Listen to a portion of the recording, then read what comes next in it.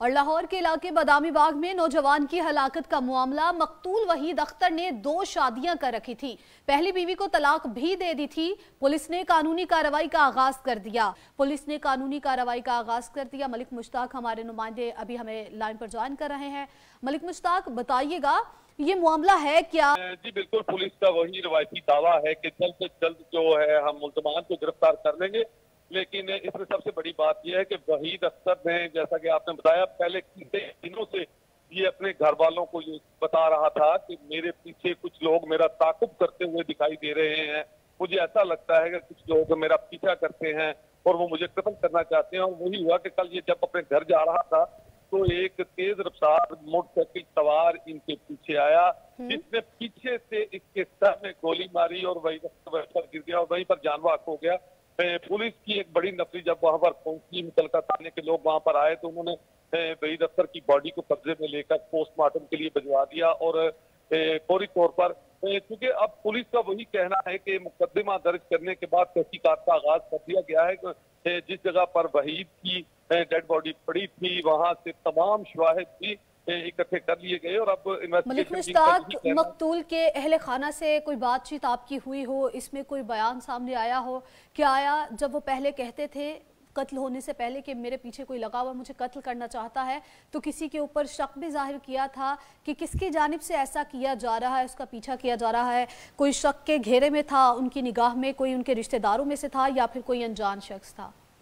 जी, सबसे पहले शक के घेरे में वही आएंगे, क्योंकि मैं बताता चलूं आपको कि वहीद अख्तर ने दूसरी शादी की हुई है। जब पहली शादी जिस औरत के साथ, जिस खातून के साथ इनकी हुई थी, उसको इसने अपनी दूसरी शादी की, ससुरालियों को भी था और शक जो भी जा रहा है इसी पॉइंट की तरफ है। इसी तरफ पुलिस का भी यही कहना है कि चूंकि वहीद अख्तर ने एक खातून को तलाक दी थी और उसके घर वालों को रंज था, शायद इसमें वो मुलव्वस ना हो।